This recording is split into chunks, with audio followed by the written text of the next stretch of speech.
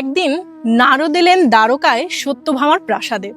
তিনি আসার পর সত্যভামা ওনাকে অনেক আদর যত্ন এবং ভক্তি ভরে প্রণাম নিবেদন করে তাকে বসালেন এবং তাকে এরপর একটা প্রশ্ন জিজ্ঞেস করলেন যে, হে গুরুদেব, কোনো প্রিয় বস্তু বা কোনো প্রিয় মানুষ যাদেরকে আমরা খুব বেশি পছন্দ করি বা খুব বেশি ভালোবাসি, এমন কাউকে আমরা হারাতে চাই না, তো তাদেরকে সর্বদা কাছে রাখার কি কোনো উপায় আছে? তখন নারদ মুনি বললেন, শাস্ত্রে এর একটা উপায় রয়েছে। উপায়টা হচ্ছে, যদি তুমি যে জিনিসটা পছন্দ করো তা যদি তুমি দান করে দাও, তবে তা বহু গুণে তোমার কাছে ফেরত আসবে। এই কথা শুনে যে দান করলে প্রিয়জন বা প্রিয় মানুষ বা প্রিয় বস্তু বহুগুণে ফেরত আসে, তিনি সত্যভামা সংকল্প করলেন যে তিনি শ্রীকৃষ্ণকে দান করবেন।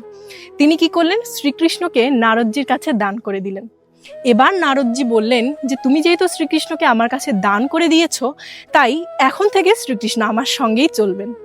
এই কথা শুনে সত্যভামা কেঁদে ফেললেন। তিনি বললেন, আমি তো কৃষ্ণকে ছাড়া এক মুহূর্তও থাকতে পারি না, তবে তাকে কি করে আপনার সাথে যেতে দেই? এবার নারদ মুনি বললেন, ঠিক আছে, তুমি যদি কৃষ্ণকে আবার ফেরত পেতে চাও, তবে কৃষ্ণের সমান মূল্য আমাকে দিতে হবে। এ কথা শুনে তৎক্ষণাৎ তড়িঘড়ি করে সত্যভামা রাজপ্রাসাদের সমস্ত হীরা, অলংকার, রত্ন যা কিছু ছিল গয়না সব এনে একটি বড় দাঁড়িপাল্লায় রাখতে লাগলেন এবং পাশে বসে আছেন শ্রীকৃষ্ণ। তিনি প্রাসাদের সমস্ত গয়না একত্র করে ফেললেন, কিন্তু শ্রীকৃষ্ণের ওই দাঁড়িপাল্লা একটুও নড়ল না। এবার সবাই চিন্তায় পড়ে গেল, কি করে শ্রীকৃষ্ণকে বাঁচানো যায়, মানে শ্রীকৃষ্ণকে কাছে রাখা যায়। তখন রুক্মিণী এলেন এবং তিনি বললেন, সমস্ত গয়না সরিয়ে দাও। তিনি একটি ছোট্ট তুলসী পাতা নিলেন এবং সেখানে কৃষ্ণের নাম লিখলেন। এবার যখন ওই কৃষ্ণের নাম লেখা ওই তুলসী পত্রটি দাঁড়িপাল্লায় রাখা হলো, সঙ্গে সঙ্গে কৃষ্ণের দাঁড়িপাল্লা অর্থাৎ কৃষ্ণ এবং তুলসী পাতার যে দাঁড়িপাল্লা সমান হয়ে গেল।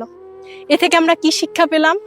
ভক্তি ও ঈশ্বরের নামের শক্তি সমস্ত হীরা, রত্ন, গয়না, অলংকার সব কিছুর থেকেই মূল্যবান।